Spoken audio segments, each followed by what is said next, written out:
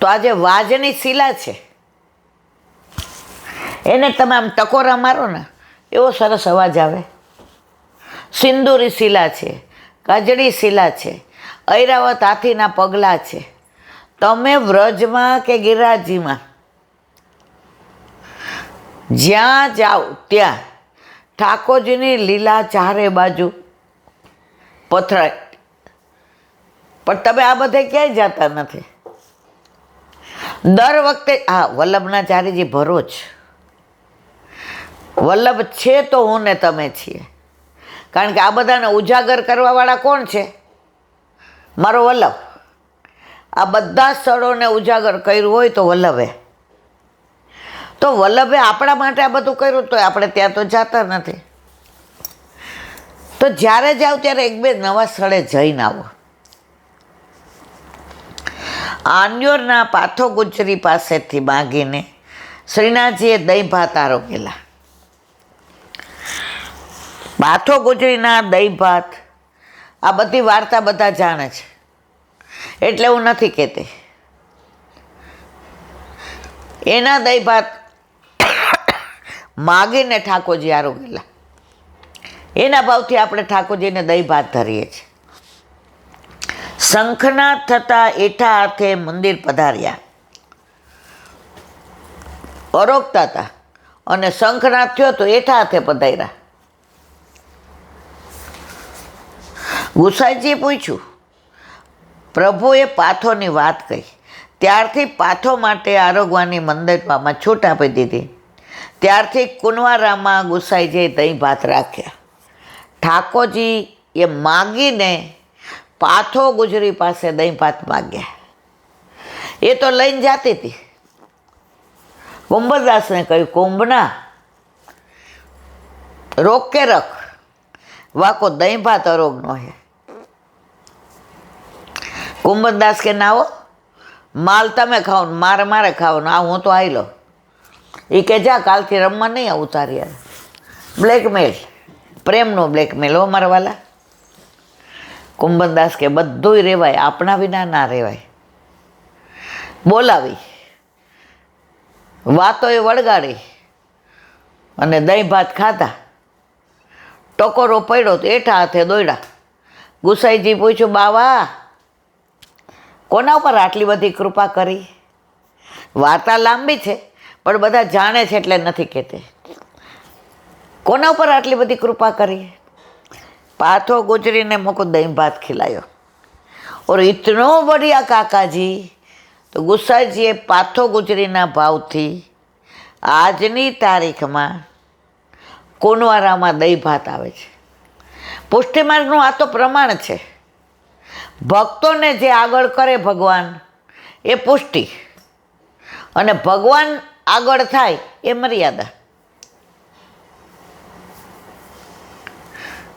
દરેક જગ્યાએ પોતાના ભક્તોને આગળ કર્યા છે, ક્યાંય પોતે આગળ નથી. મારા પ્રાણ થકી મને વૈષ્ણવ વાલા. આન્યોના વ્રજવાસીની વહુ એ હવે કાલે, કારણ કે આજે આપણે લૌકિક લીલામાં જવાનું છે. બોલો વલ્લભાધીશ કી.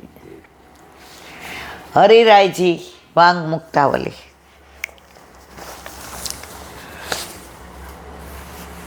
પુષ્ટિ માર્ગના 10 મર્મ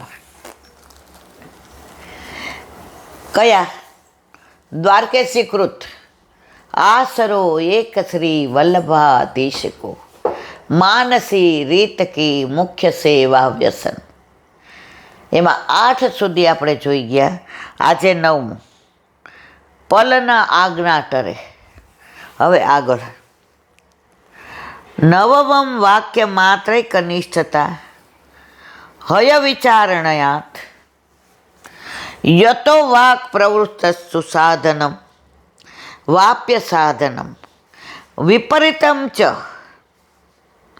વિદતૃશ્રીમ તિષ્ઠચમ સર્વદા સ્વતો ભગવતા નૂનમ કૃતાર્થી ક્રિયતે જનઃ.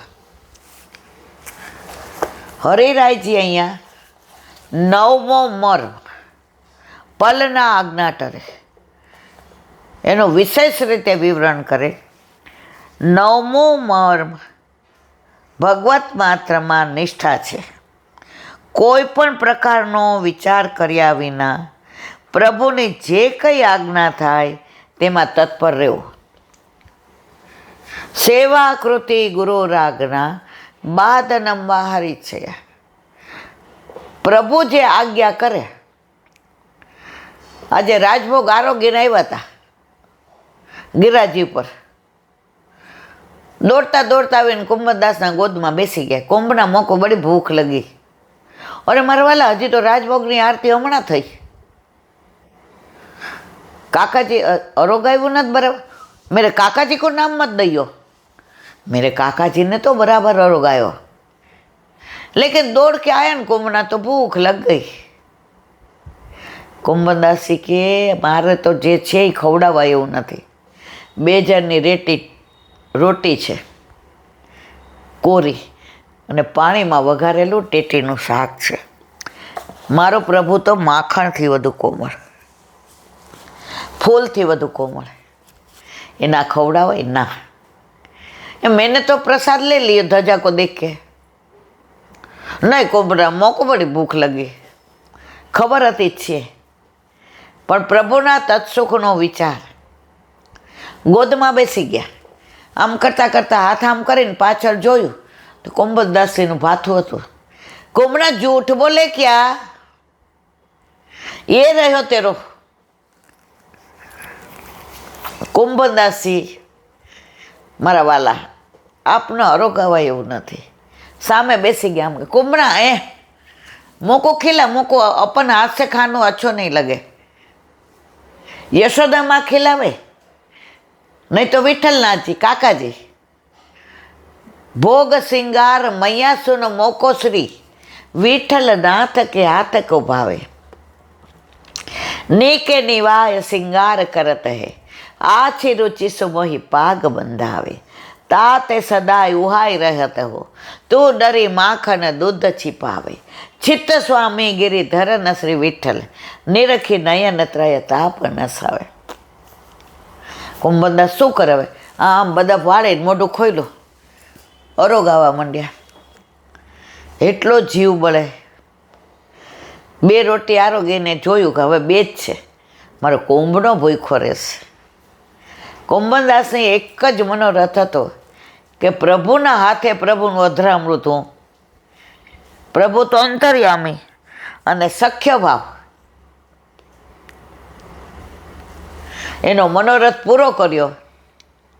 પછી કે ઓ બહુ મુંહ જલ ગયા, જલ્દી જલ્લા લેવા જતા હતા. ઉભર કુંભના. કુંભદાસની આંખમાંથી આંસુ જતા હતા. 2 હાથે ઝીલીને પી ગયા. કુંભના ऐसे अमृत जैसे जल कहाँ मिलेगो क्या. आओ.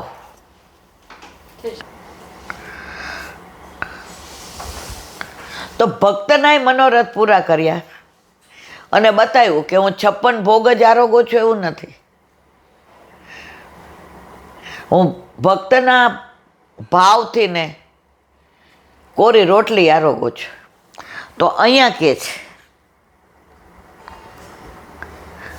પ્રભુની જે કાંઈ આજ્ઞા થાય તેમાં તત્પર રહેવું.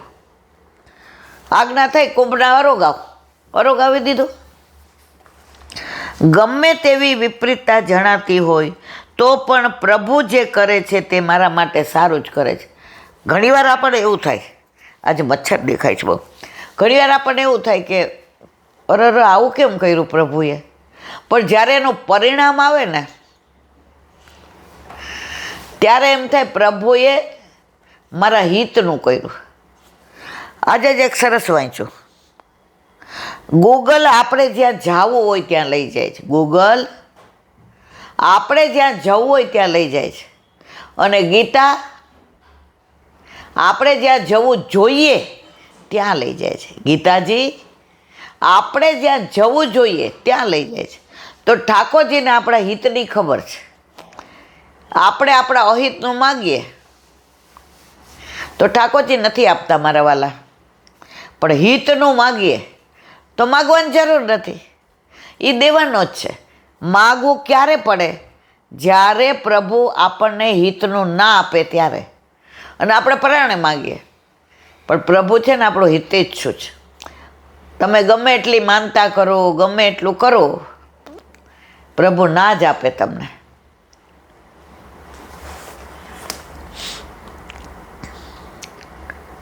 એવો દ્રઢ વિશ્વાસી એમની આજ્ઞાને આધીન બની જવું. એમ કરવાથી તેમના પ્રભુના વાક્યને અનુસરવા માત્રથી સાધનો બની શકે અથવા ન બની શકત, અથવા કાંઈ વિપરીત બની જાય અને માત્ર સદા મૌન સ્થિતિ થાય, તો પણ ભગવાન પોતે નિજ જનને કૃતાર્થ કરે છે. ભગવાન જે કરે તે આપણા હિતનું કરે. આપણે આવી રીતે મેરેજ કર્યા અને 3 કપડે ઘરમાંથી કાઢી મૂક્યા, બરાબર? તો પ્રભુએ કેટલા આપણા સુખનો વિચાર કર્યો કે મારા બાબા, મારી માં બ્રહ્મ સંબંધી છે, મારી સાથે વિવાહ થયો છે, તો જવાબદારી મારી છે. હવે ત્યાંથી એ કરોડો રૂપિયા લઈને આવે તો કહેવાય કોનું?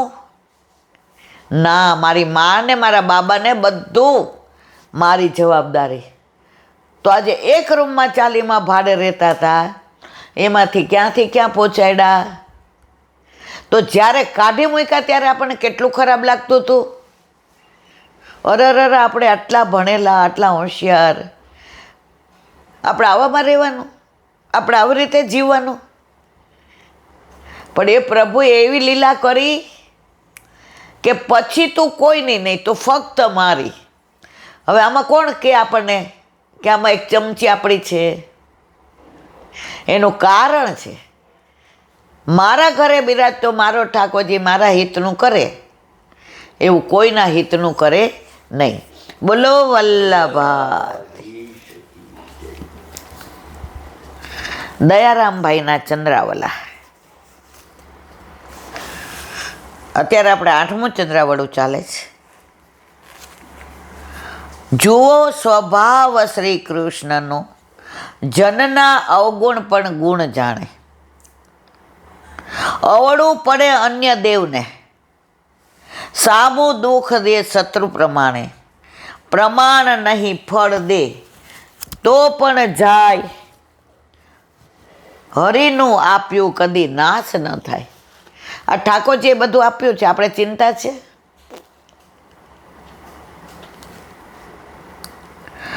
અમર અલ્પવર અધિક પ્રયત્ન પ્રભુ, કોડી માટે દે રત્ન, કોડી સાટે દે રત્ન. સેવો શ્રી કૃષ્ણ કૃપા. કાલે જ કોડીની વાર્તા મેં કરી હતી કે કોડીની કિંમત કાંઈ નહીં, પણ કોડી જેટલી સેવા કરીએ એના બદલે રત્ન આપી દે છે. અને આપણને તો અમલક રત્ન આપી દીધું છે, સાક્ષાત પુષ્ટિ પુરુષોત્તમ પધારવા દીધા. હવે આગળ જુઓ સ્વભાવ શ્રી કૃષ્ણનો. પ્રભુનો સ્વભાવ દયા કરવાનો છે, તેથી જીવનના નાના મોટા અવગુણો તે જોતા નથી. આપણામાં કોઈ ગુણ છે કે પ્રભુએ આપણને પ્રસન્ન કર્યા? રૂપાળા છે, પૈસાવાળા છે, આ બધું રૂપ, દેખાવ, સ્વભાવ દેવાવાળા તો પ્રભુ જ. એનાની કાંઈ પડી નથી મારવાલા. છતાંય આપણા ઘરે પધાર્યા. પધારવું એ એનો પોતાનો સ્વભાવ છે. માણસ પોતાનો કે ને પ્રાણ ને પ્રકૃતિ હારે જાય. આપણા ઠાકોરજીનો સ્વભાવ બસ આ જ છે. વલ્લભ બંગાળના ઉપસાગર ઉપર સંધ્યાવદન કરતા હતા, તો એક વીછી આવીને એમના હાથે કયડો, એટલે લોહી નીકળ્યો. એટલે વલ્લભે પાછું હાથમાં ધોઈ અને વીછીને જળમાં પધરાવ્યા. બીજી વાર હાથ ખાસા કરવા ગયા, બીજી વાર વીછી કયડો, તો બીજી વાર એમને લોહી નીકળ્યું, તો પાછું જળમાં પધરાવીને હાથ ખાસા કર્યા. ત્રીજી વાર એટલે બાજુમાં એક બ્રાહ્મણ બેઠા હતા, આચાર્યજી નામ નહોતું આવડતું વલ્લભનું. હવે આને મારી નખાય. આજે 3 વાર તમે એને જવાબ દીધો. વલ્લભે જવાબ કેવો સરસ આપ્યો. એનો સ્વભાવ કરડવાનો છે, મારો સ્વભાવ બચાવવાનો છે. બસ આપણા ઠાકોરજી આ જ છે. આપણે કરડીએ, બોલીએ અમારી સાથે આવું થાય છે, અમે આવા વિહવળ થઈ ગયા, એનો સ્વભાવ વરસવાનો જ. અને આપણે છત્રી લઈને ઊભા રહેવાનો સ્વભાવ છે, પણ છતાંય વરસવાનું છોડતો નથી કે કોક વાર એવો કાગડો કરી દઈશ તારી છત્રીને કે તારે ભીંજાયા વિના છૂટકો નથી.